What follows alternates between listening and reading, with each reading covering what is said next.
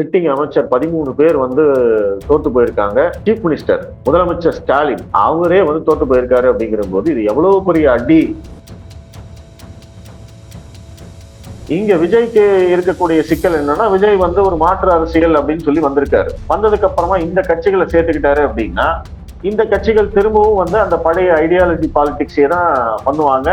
அங்கேயே தான் கொண்டு போய் விஜயை நிறுத்துவாங்க. ஆட்சி கூட்டணிக்குள்ள இருக்கிற இந்த திருமாவளவன், காங்கிரஸ், கம்யூனிஸ்ட் இவங்க எல்லாமும் குடைச்சல் கொடுப்பாங்க. அப்புறம் எப்படி எங்கிருந்து வந்து நிம்மதியா ஆட்சி பண்றது, எங்கிருந்து மாற்று அரசியல் நடக்கும்? அப்ப பாமக இல்ல அப்படின்னா அதிமுக அங்கேயும் மண்ண கவி இருக்கும்.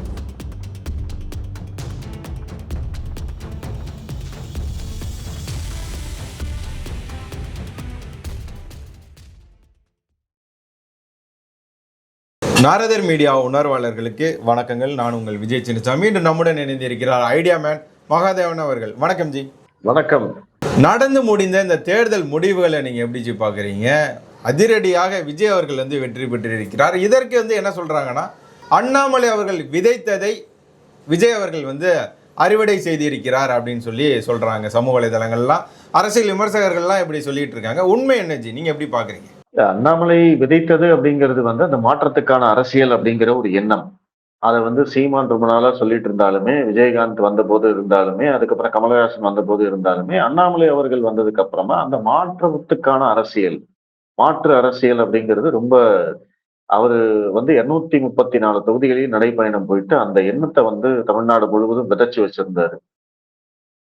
அதை வந்து அறுவடை பண்ணக்கூடிய நேரத்துல அண்ணாமலை அவர்களுடைய தலைவர் பதவி வந்து பதவியிலிருந்து விலக்கப்பட்டார். அதுக்கப்புறம் அதிமுகவோட கூட்டணி வந்தது. பாஜகவுடைய அரசியல் பாதை வந்து வேற மாதிரி போனது அப்படிங்கிறதுனால அது அப்படியே இருந்தது. விஜய் வந்ததுக்கு அப்புறமா அந்த மாற்றத்துக்கான அரசியல் கண்டிப்பாக 2 திராவிட கட்சிகளுக்கு மாற்று வந்தே ஆகணும் அப்படிங்கிற ஒரு சுச்சுவேஷன் இருந்த போது மக்களுக்கும் வந்து பாத்தீங்கன்னா விஜயை விட்டா இப்ப அடுத்து வேற யாருமே இல்ல அப்படிங்கிற ஒரு நிலைமை வரும்போது மக்கள் வந்து ஒரு 2 கரத்தோட வந்து அந்த வாய்ப்பை எடுத்துக்கிட்டாங்க அப்படின்னு நம்ம சொல்லலாம். அண்ணாமலை விதைச்சத விஜய் அறுவடை பண்ணிட்டாரு அப்படின்னு இதற்கான கிரெடிட்டை வந்து திரு அண்ணாமலை அவர்களுக்கு மட்டும் கொடுக்க முடியாது. ஆனா அந்த எண்ணம் வந்து அண்ணாமலை அவர்களும் அதை சொல்லிட்டு இருந்தாரு. இந்த கூட்டணி ஆட்சி அப்படிங்கிறத வந்து அவர் ரொம்ப நாளா சொல்லிக்கிட்டே இருந்தாரு. ஸோ இந்த விஷயம்லாம் பாத்தீங்க அப்படின்னா இன்னைக்கு எல்லாருமே வந்து அண்ணாமலையை பத்தி பேசுறாங்க. பாஜகவுடைய நிலைமையை பார்த்து, பாஜக ஜெயிச்சிருக்கிற சீட்டை பார்த்து, அண்ணாமலை இருந்திருந்தா இந்த மாதிரி நடந்திருக்காரு, களம் வந்து வேற மாதிரி இருந்திருக்கும் அப்படிங்கிறதெல்லாம் வந்து நிறைய பாசிபிலிட்டிஸ் அதெல்லாம் பத்தி பேசிட்டு இருக்காங்க. ஸ்டாலின் அவர்கள் வந்து தோத்து போயிருக்கிறாரு. அவரோட தொகுதியான கொளத்தூர் தொகுதியில் தொடர்ச்சியாக 3 முறை வெற்றி பெற்ற அவர் வந்து இந்த முறை வந்து தோல்வி அடைந்திருக்கிறார். இதை நீங்க எப்படி பாக்குறீங்க? அது மட்டும் இல்லாம முக்கிய அமைச்சர்களாக இருந்தவர்கள் கூட அவங்க தொகுதியில தோல்வி அடைந்திருக்கிறார்கள். இதெல்லாம் நீங்க எப்படி பாக்குறீங்க? இல்ல, அதாவது விஜயுடைய எழுச்சியும் வந்து நம்ம வந்து கணிக்க முடியல, திமுகவுடைய வீழ்ச்சியும் நம்மளால கணிக்க முடியல. அதை வந்து நம்ம ஹானஸ்டா ஒத்துக்கணும். யாருமே வந்து திமுக இந்த அளவுக்கு வீழ்ச்சி அடையும் அப்படின்னு கணிக்கல. அவங்க சொல்லலாம், நாங்க வந்து கூட்டணியாக 73 இடங்களில் வெற்றி பெற்றிருக்கிறோம், ஓட்டுன்னு எடுத்தோம்னா 1.5 கோடி ஓட்டு வாங்கியிருக்கோம் அப்படின்னு நம்ம சொல்லலாம். ஆனா 2021க்கும் 2026க்கும் அவங்க 86 இடங்களை இழந்திருக்கிறார்கள் கூட்டணியாக. 2021ல 159 இடங்கள், 2026ல வெறும் 73 இடங்கள். 86 இடங்களை வந்து அவங்க இழந்திருக்காங்க. சிட்டிங் அமைச்சர் 13 பேர் வந்து தோத்து போயிருக்காங்க. சிட்டிங் சீஃப் மினிஸ்டர் முதலமைச்சர் ஸ்டாலின் அவரே வந்து தோத்து போயிருக்காரு அப்படிங்கிற போது இது எவ்வளவு பெரிய அடி அப்படிங்கிறத நம்ம சொல்லி தெரிய வேண்டிய அவசியம் இல்லை. சோ இந்த வீழ்ச்சியே வந்து நம்ம கணிக்கல. ஸ்டாலின் கண்டிப்பா ஜெயிச்சிருவாரு, உதயநிதி ஜெயிச்சிருவாரு, முக்கியமான அமைச்சர்கள் அவங்க எல்லாம் ஜெயிச்சிருவாங்க அப்படிங்கிற போது இவர்கள் எல்லாம் யாரிடம் தோற்றார்கள் அப்படிங்கிறது தான் மிக முக்கியம். அந்த இடத்துலதான் வந்து மக்கள் எந்த அளவுக்கு வந்து இந்த திராவிட அரசியல் மேல வெறுப்பா இருந்திருக்காங்க அப்படிங்கிறதுக்கான ஒரு அத்தாட்சி எது அப்படின்னா, இந்த திமுகவுடைய அமைச்சர்கள் அல்லது அதிமுகவுல வந்து முக்கியமான தலைவர்கள் இவங்க எல்லாருமே யாரிடம் தோற்றார்கள் அது யாருன்னே தெரியாது நம்மளுக்கு. அதுதான் இங்க மேட்டர். தாவைக்கால வந்து ஜெயிச்சவங்க 10 பேரை நம்மளால சொல்ல முடியுமா? விஜய் இருக்காரு, புசி ஆனந்த் இருக்காரு, ஆதவர்ஜுனா இருக்காரு, அருண்ராஜ் இருக்காரு.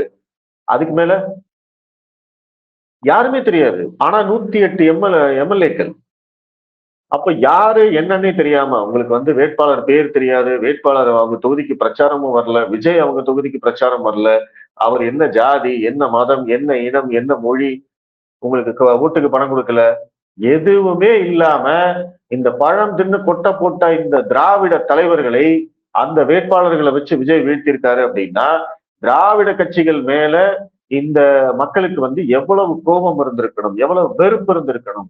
இந்த மாற்றம், அதாவது திராவிட கட்சிகளுக்கு மாற்றாக ஒரு அரசியல் ஒரு வேணும் அப்படின்னா இதை விட்டா வேற வாய்ப்பு இல்லை அப்படிங்கிற கட்டத்துல அவங்க வந்து அதை அப்படியே பிடிச்சுக்கிட்டாங்க. அப்படித்தான் நான் பாக்குறேன். ஏன்னா இங்க பெண்களாகட்டும், இளைஞர்களாகட்டும் எல்லாருமே வந்து பாத்தீங்கன்னா அது முழுக்க முழுக்க இந்த திராவிட கட்சிகளை வந்து வீழ்த்தியிருக்காங்க. நீங்க திமுகவும் அதிமுகவும் நிறைய ஓட்டுகள் வாங்கியிருக்காங்க, நான் அது இல்லைன்னு மறுக்கல. விஜய் வாங்கின ஒரு 1.7 crore ஓட்டை தாண்டி அதிமுக வந்து 1 கோடி ஓட்டு வாங்கியிருக்கு, திமுக வந்து ஒரு 1.5 கோடி ஓட்டு வாங்கியிருக்கு. அதுக்கப்புறம் அந்த கூட்டணி கட்சிகள் எல்லாம் இருக்கு, எல்லாமே இருக்கு, நான் அதெல்லாம் மறுக்கவே இல்லை. ஆனாலும் வெற்றி என்பது யாரை போய் சேர்ந்திருக்கு? பிளஸ் இந்த திமுகவும் அதிமுகவும் தோத்திருக்காங்க அப்படின்னா அவங்களுடைய தோல்வி எல்லாமே வந்து மிகப்பெரிய அளவுல இருக்கு. தமிழகம் முழுவதும் தாவேகா வந்து பாத்தீங்கன்னா மிகப்பெரிய அளவுல ஓட்டு வேட்டை நடத்தியிருக்காங்க. அப்படி மக்கள் வந்து சொருகி இருக்காங்க, அப்படிதான் சொல்லணும். குத்தி தள்ளி இருக்காங்க. அந்த அளவுக்கு வந்து வெறியா வந்து ஓட்டு போட்டிருக்காங்க அப்படின்னா அப்ப இந்த தேர்தல் சொல்லும் செய்தி என்ன, இந்த வெற்றி சொல்லும் செய்தி என்ன, திமுக மற்றும் அதிமுகவின் தோல்வி சொல்லும் செய்தி என்ன அப்படிங்கிறத கண்டிப்பா நம்ம புரிஞ்சுக்கணும். விஜய் அவர்களுக்கு இந்த பெரும்பான்மை கிடைக்காத இந்த நிலையில எந்த கட்சி கூட கூட்டணி வைப்பதற்கான வாய்ப்புகள் அதிகமா இருக்கிறதா நீங்க பாக்குறீங்க? திமுக கூட்டணியில் இருக்கக்கூடிய காங்கிரஸ், பிசிக, இடதுசாரிகள் இவங்க எல்லாரும் வந்து விஜய் பக்கம் வருவதற்கு தயாராக இருப்பதாக ஒரு தோற்றம் உருவாக்கப்படுகிறது. ஆனா அதை வந்து நான் இன்னும் நம்பல. இன்னைக்கு வந்து பேட்டி அளித்த திருமாவளவனும் இடதுசாரிகளும் விஜய் அழைத்தால் நாங்கள் பரிசீலனை செய்வோம் அப்படிங்கிற மாதிரி வந்து சொல்றாங்க. ஏன்னா திருமாவளவன், காங்கிரஸ், இந்த இடதுசாரிகள் இவங்க எல்லாம் திமுக கூட்டணியில மட்டும் இல்லை, இந்தி கூட்டணியிலும் இருக்காங்க. அவங்களுக்கு வந்து எம்பிக்கள் இருக்காங்க. நாடாளுமன்றத்துல வந்து அவங்களுக்கு மிக முக்கியமான சில ப்ராஜெக்ட்ஸ் இருக்கு, அஜெண்டா இருக்கு. பாஜக எதிர்ப்பு அப்படிங்கிற ஒற்றை புள்ளியில தான் இந்தி கூட்டணி, திமுக, திருமாவளவன், காங்கிரஸ் எல்லாருமே வந்து ஒன்னா இருக்காங்க. இப்போ இவங்க மட்டும் வெளியில வராங்க அப்படின்னா அப்போ காங்கிரஸுக்கு வந்து டெல்லியில இவங்களோட தேவை ஏற்படும். திமுகவுடைய தேவை கண்டிப்பா இருக்கு. பாஜகவை அங்க எதிர்த்து பாராளுமன்றத்துல வந்து சில வேலைகள் செய்யணும் அப்படின்னா அதுக்கு வந்து திமுகவுடைய ஆதரவு கண்டிப்பாக தேவை. திமுக இன்னைக்கு 22 எம்பிக்கள் இருக்காங்க. அப்ப அதை விட்டுட்டு காங்கிரஸ் வந்து இந்த பக்கம் வருமா அப்படிங்கிறது முதல் கேள்வி. அப்ப அப்படியே வந்தாலும் இங்க விஜய்க்கு இருக்கக்கூடிய சிக்கல் என்னன்னா, விஜய் வந்து ஒரு மாற்று அரசியல் அப்படின்னு சொல்லி வந்திருக்காரு. வந்ததுக்கு அப்புறமா இந்த கட்சிகளை சேர்த்துக்கிட்டாரு அப்படின்னா இந்த கட்சிகள் திரும்பவும் வந்து அந்த பழைய ஐடியாலஜி பாலிடிக்ஸே தான் பண்ணுவாங்க. அங்கேயே தான் கொண்டு போய் விஜயை நிறுத்துவாங்க. இவர் வந்து ஏதாவது மாற்றங்கள் கொண்டு வந்தாலும் அதை வந்து ஒத்துக்க மாட்டாங்க. இந்த இடதுசாரிகள், இந்த திருமாவளவன் இவங்க எல்லாம் வந்து பாத்தீங்கன்னா எந்த விதமான ரிஃபார்ம்ஸுக்கும் வந்து அவங்க வந்து ஒத்தே வரமாட்டாங்க. நீங்க வந்து ரிஃபார்ம்ஸ் பண்ணாம நீங்க மாற்று அரசியலை கொடுக்கவே முடியாது. இங்க இருக்கக்கூடிய சிஸ்டம்ல நிறைய மாற்ற வேண்டி இருக்கு. அப்ப அதெல்லாம் மாத்தணும்னு விஜய் நினைச்சாரு அப்படின்னா இவங்களை வச்சுக்கிட்டு மாத்தவே முடியாது. அப்போ இந்த கூட்டணி அப்படின்னு வர்றது அப்படின்னா அவங்க எல்லாம் வெளியில வராங்க, விஜய் கூட சேர்றாங்க அப்படின்னா கண்டிப்பாக சில பேரங்கள் இருக்கும். ஏன்னா விஜயும் வந்து அவருடைய முதல் மாநாட்டிலேயே வந்து ஆட்சியிலும் பங்கு, அதிகாரத்திலும் பங்கு அப்படின்னு சொல்லியிருக்காரு. நம்மளையெல்லாம் நம்பி சில பேர் வருவாங்க இல்லையா அப்படின்லாம் கேட்டிருக்காரு. அதனால கண்டிப்பாக திருமாவளவன், இடதுசாரிகள் இவங்கெல்லாம் வந்து நல்லா அடிச்சே பேசுவாங்க. எங்களுக்கு வந்து அமைச்சர் பதவி வேணும் அப்படின்லாம் பேசுவாங்க. பட் அன்பார்ச்சுனேட்லி விசிகாக்கெல்லாம் பாத்தீங்கன்னா 2 சீட்டு தான் இருக்கு. ஒருவேளை திருமாவளவன் நின்று ஜெயிச்சிருந்தாரு அப்படின்னா உண்மையிலேயே வந்து ஒரு நல்ல வாய்ப்பா இருந்திருக்கும். சட்டமன்றத்துல ஒரு அமைச்சராக திருமாவளவன் இருப்பதற்கான ஒரு வாய்ப்பா கூட இருந்திருக்கும். ஆனா அதை வந்து அவரே கெடுத்துக்கிட்டாரு. அப்போ காங்கிரஸ், இடதுசாரிகள் இவங்கெல்லாம் சேர்ந்து அமைச்சரவையில இடம்பெற்று பதவி கிடைச்சாலுமே அந்த ஆட்சி வந்து 118 அப்படிங்கிற நம்பர்லயே தான் இருக்கும். அது வந்து விஜய்க்கும் வந்து சங்கடங்கள், சிக்கல்கள் எல்லாமே இருக்கும். அது நிம்மதியாவே இருக்காது. விஜயால வந்து நிம்மதியா ஆட்சி பண்ண முடியும் அப்படின்னு நம்மளால எதிர்பார்க்கவே முடியாது. எல்லாத்துக்கும் முட்டுக்கட்டை போடுவாங்க. அவங்க வந்து திரும்பவும் அந்த பாஜக எதிர்ப்பு அப்படிங்கிறதான் திரும்ப திரும்ப செஞ்சுக்கிட்டே இருப்பாங்க. அப்ப அதையும் வந்து விஜய் செய்ய சொல்லுவாங்க. விஜய் வந்து அதை செய்யல அப்படின்னா அவங்க கூட்டணியில நாங்க இருக்க மாட்டோம் அப்படின்னு மிரட்டுவாங்க. திமுகவும் அதையே சொல்லி விஜய் மிரட்டும். பாஜக எதிர்ப்பத்தான் அவர் செய்யணும் அப்படின்னு வந்து அவங்க அவங்க என்ன ஸ்டாண்ட் எடுக்கிறாங்களோ அதையே விஜய் எடுக்கணும்னு நினைப்பாங்க. விஜய் வந்து இப்ப புதுசா ஆட்சிக்கு வந்திருக்கிற போது அவர் வந்து டெல்லியில இருக்கக்கூடிய அந்த மத்திய அரசை வந்து பகச்சுக்கிட்டு அவரால் ஆட்சி நடத்த முடியுமான்னு கேட்டீங்கன்னா ரொம்ப கஷ்டம். அவருக்கு இன்னைக்கு வந்து மத்திய அரசாங்கத்துடைய ஒத்துழைப்பு தேவை. ஏன்னா நிதி ஆதாரம்லாம் தமிழ்நாட்டுடைய நிதி நிலைமை எல்லாம் ரொம்ப கவலைக்கிடமா இருக்கு. அவரு நிறைய வந்து ஃப்ரீபீஸ் அனௌன்ஸ் பண்ணியிருக்காரு. திட்டங்கள் வேணும், நிதி வேணும், ஒத்துழைப்பு வேணும். இது மாதிரி எல்லாம் இருக்கிற போது இவங்களை கூட்டிட்டு வந்தோம்னா இன்னும் சிக்கல் தான் ஜாஸ்தி ஆகும் அப்படிங்கிறது என்னுடைய கணக்கு. விஜய்க்கு இருக்கக்கூடிய இரண்டாவது ஆப்ஷன் என்னன்னா அதிமுக வெளியில இருந்து ஆதரவு தருவது, நிபந்தனையற்ற ஆதரவு தருவது. என்டிஏன்னு இல்லாம அதிமுக மட்டுமே விஜய்க்கு தாவேக்கு ஆட்சி அமைப்பதற்கான ஆதரவை கொடுத்தார்கள் என்றால் விஜய் வந்து கொஞ்சம் நிம்மதியா ஆட்சி பண்ணலாம். ஏன்னா அதிமுக 47 சீட் இருக்கு. அவர் வந்து பெருசா கவலைப்பட வேண்டும் அப்படிங்கிற அவசியம் இல்லை. சோ அதனால வந்து விஜய் வந்து நிம்மதியா ஆட்சி பண்ணலாம். அதிமுகவை சேர்த்துக் கொள்வதால் விஜய்க்கு என்ன லாபம் அப்படின்னு கேட்டீங்கன்னா, அதிமுகவும் பாஜகவும் அவங்க கூட்டணியில் இருக்காங்க. பாஜக ஒரே ஒரு சீட்டு தான் ஜெயிச்சிருக்காங்க. அதனால பெருசா விஜய்க்கு வந்து அதனால பாதிப்பு ஒன்றும் கிடையாது. ஆனா மத்தியில இருக்கக்கூடிய டெல்லியில பாஜகவோட வந்து அவர் கொஞ்சம் இணக்கமா போறதுக்கான வாய்ப்புகள் இருக்கு. இங்க அதிமுக கூட்டணியில் இருக்கிற போது அவர் வந்து திமுக எதிர்ப்பு அரசியலை ஏற்கனவே செய்து கொண்டிருக்கிறார் அப்படிங்கிற போது அதையே கண்டினியூ பண்ணலாம். பிரச்சனையே கிடையாது. ஏன்னா இங்க இப்போ திமுக தான் எதிர்க்கட்சியா வரப்போகுது. அவங்களுக்கு எதிராகத்தான் வந்து அரசியல் செய்யணும். திமுகவும் விஜய்க்கு எதிராகத்தான் அரசியல் செய்ய போகிறார்கள் அப்படிங்கிற போது இது ஸ்மூத்தா போயிட்டே இருக்கும். ஒருவேளை அவர் வந்து அதிமுக இல்லாம கம்யூனிஸ்ட் இந்த காங்கிரஸ் இந்த கூட்டத்தை எல்லாம் வந்து உள்ள சேர்த்துக்கிட்டாரு அப்படின்னா அப்ப என்ன ஆகும்? இவங்க பாஜகவை எதிர்ப்பாங்க. அப்ப பாஜகவையும் எதிர்த்து அரசியல் செய்ய வேண்டும். ஏற்கனவே விஜய் வந்து திமுக எதிர்ப்பு அரசியல் செஞ்சுட்டு இருக்காரு. அதையும் செய்யணும். அதிமுகவும் எதிர்கட்சியா தான் இருக்கும். அதிமுகவையும் எதிர்த்து அரசியல் செய்யணும். அப்போ ஒரே நேரத்துல 3 எதிரிகளை சமாளிக்க வேண்டிய நிர்பந்தம் விஜய்க்கு வரும். பிளஸ் ஆட்சி கூட்டணிக்குள்ள இருக்கிற இந்த திருமாவளவன், காங்கிரஸ், கம்யூனிஸ்ட் இவங்க எல்லாமும் குடைச்சல் கொடுப்பாங்க. அப்புறம் எப்படி எங்கிருந்து வந்து நிம்மதியா ஆட்சி பண்றது? எங்கிருந்து மாற்று அரசியல் நடக்கும்? அப்போ விஜய்க்கு இருக்கக்கூடிய ஆப்ஷன்ஸ் 2 தான். அதுல பெட்டர் ஆப்ஷன் என்னன்னா அதிமுகவிடம் பேசி அதிமுகவை வெளியில இருந்து ஆதரவு தர செய்வது. அதை வந்து அவர் பாஜக மூலமாவே செய்யலாம். பாஜக அவருக்கு ஒத்துழைப்பு கொடுப்பதற்கு தயாராக இருக்கும் அப்படின்னு தான் நான் நினைக்கிறேன். திமுக மீது மக்களுக்கு வந்து பெரிய வெறுப்பு வந்து விட்டது. அது கூட விஜய் அவர்களுக்கான வெற்றிக்கு அதிகப்படியான இடத்தை கொடுத்திருக்கிறது அப்படின்னு நம்ம பார்க்க முடிகிறது. அப்படிலாம் இருக்கும்போதும் கூட அதிமுக கூட்டணி 3வது இடத்திற்கு போயிருக்கு. குறிப்பாக பிஜேபி 27 இடங்களில் ஒரு தொகுதியை மட்டும்தான் வெற்றி பெற்று இருக்கிறது. இதற்கான காரணமா நீங்க என்ன ஜிப்பாங்க? பிஜேபி ஒரு தவறான முடிவு எடுத்துட்டாங்க. அது வந்து 2025 ஏப்ரல் மாசம் அவர்கள் எடுத்த ஒரு தவறான முடிவு அவர்களை இந்த இடத்தில் நிறுத்தி இருக்கிறது.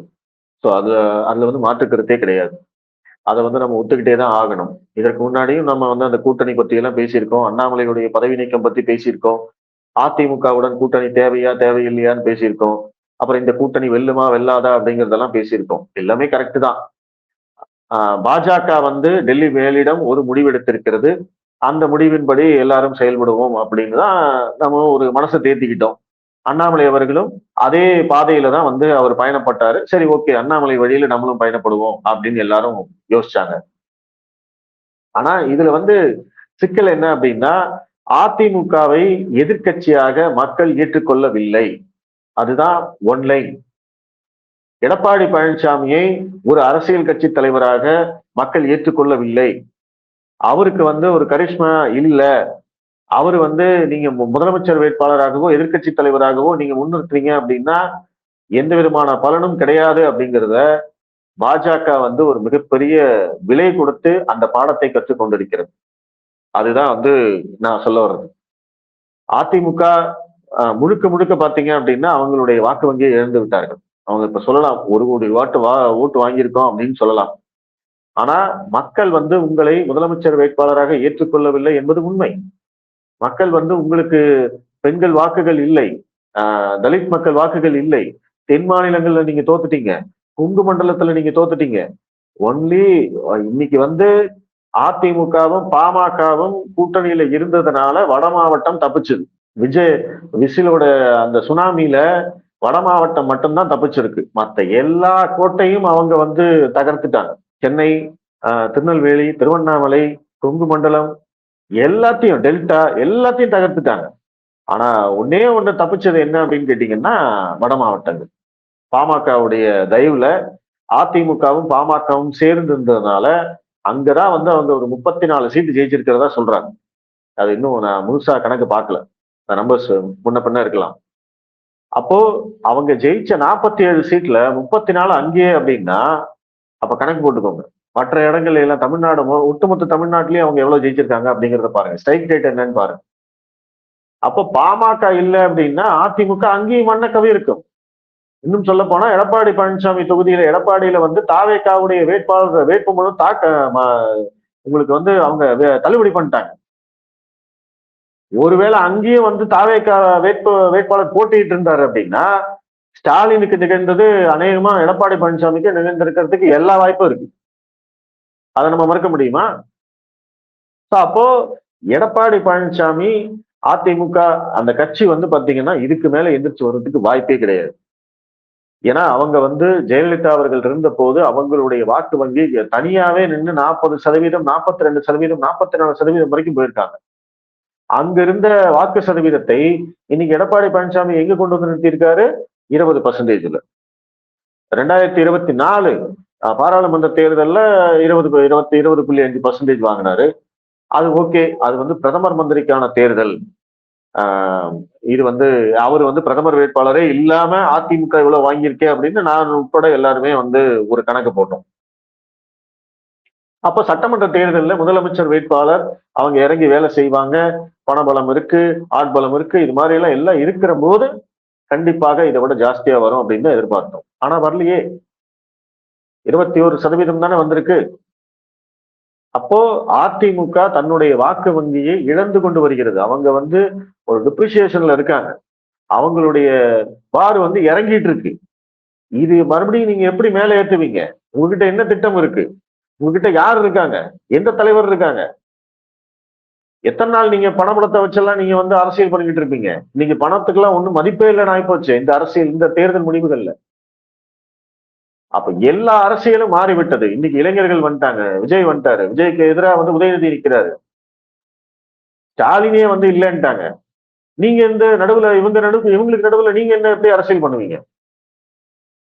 அந்த பக்கம் அன்புமணி இருக்காரு. அவரு வந்து இந்த ஏஜ் குரூப். இந்த பக்கம் அண்ணாமலை இருக்காரு. இதுல வந்து எடப்பாடி பழனிசாமி எல்லாம் பாத்தீங்க அப்படின்னா ஒப்புக்கு சப்பானியா தான் இருக்கணும். அப்ப அதிமுக இதுக்கு மேல வந்து எந்திரிச்சு வர்றதுக்கான வாய்ப்புகள் இல்லை அப்படிங்கிற போது பாஜக மறுபடியும் ஃபர்ஸ்ட்ல இருந்து ஆரம்பிக்கணும். தன்னுடைய அரசியல் பாதையை வந்து அவங்க தேர்ந்தெடுக்கணும். என்ன பண்ண போறாங்க அப்படிங்கறதையெல்லாம் பொறுத்திருந்து பார்க்கலாம். பாஜகவுடைய தோல்வி என்பது பாஜக மேலிடத்திற்கு கிடைத்திருக்கக்கூடிய பாடம். தேர்தல் முடிவுக்கு பிறகு இப்போது வந்து தமிழக பாஜகவில் மாற்றம் வருமா, மாற்றம் வர வேண்டுமா, நீங்க எப்படி? கண்டிப்பா வரணும். ஆக்சுவலா இப்ப வந்து நம்ம பாஜகவுடைய அரசியல் என்னவாக இருக்கும் அப்படிங்கிறதே நம்மளுக்கு வந்து ஒரு கன்ஃபியூஷன் இருக்கு. ஏன்னா நீங்க வந்து தாவேக்காவை உடனடியாக எதிர்த்து அரசியல் பண்ண முடியாது. ஏன்னா அவங்க இப்பதான் வந்திருக்காங்க. அவங்க வந்து பாஜக எதிர்ப்பு அரசியலை கையில் எடுத்தால் நம்மளும் அதற்கு பதிலடி கொடுக்கலாம். அதை வந்து அவங்க செய்யறாங்களா அப்படிங்கறத பொறுத்திருந்து பார்க்கணும். நீங்க இந்த தேர்தல் பிரச்சாரத்திலேயே வந்து அண்ணாமலை அவர்களுடைய பேட்டியெல்லாம் தொடர்ச்சியா பாத்தீங்கன்னா அவர் வந்து விஜயை பத்தி என்ன சொல்லுறாரு அப்படிங்கறதையெல்லாம் பாத்தீங்க அப்படின்னா உங்களுக்கு வந்து ஒரு கிளியர் கட்டான மெசேஜ் புரியும். மற்ற கட்சி தலைவர்கள் எல்லாமே வந்து விஜயை வந்து விமர்சித்தார்கள். ஆனா அண்ணாமலை மட்டும்தான் வரவேற்று பேசினார். அவங்களுடைய பாதையில போறாங்க. கண்டிப்பா வந்து விஜய் வரணும், விஜய் அரசியலுக்கு வராரு அப்படிங்கிற போதுல இருந்தே அவர் இந்த கருத்தை சொல்லிக்கிட்டே இருக்காரு. அப்ப இப்போ அவங்க ஆட்சியை பிடித்துட்டாங்க, பெரும்பான்மையை நிரூபிச்சுட்டாங்க, ஆட்சி நடத்த ஆரம்பிச்சுட்டாங்க அப்படின்னாலுமே உடனடியா நீங்க தாவேக்காவை விமர்சனம் செய்ய முடியாது.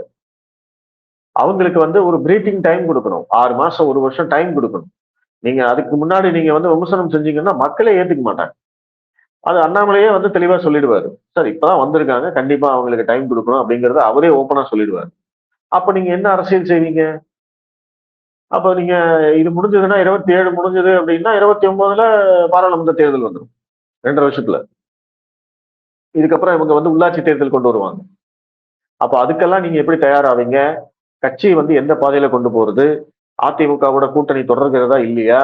அதிமுகவுடைய நிலைமை என்ன, அவங்களுடைய உட்கட்சி பிரச்சனை என்ன, இது மாதிரி நிறைய விஷயங்கள் இருக்கு. அதனால இது எல்லாத்தையும் சேர்த்து தான் வந்து முடிவெடுப்பாங்கன்னு நினைக்கிறேன். இப்பதான் தேர்தல் முடிஞ்சிருக்கு. இப்போதைக்கு வந்து இவங்க ஆட்சி எல்லாம் எப்படி அமைக்கிறாங்க, என்ன ஏதுங்கிறத பார்த்துட்டு நம்ம அதுக்கப்புறம் டிசைட் பண்ணலாம்.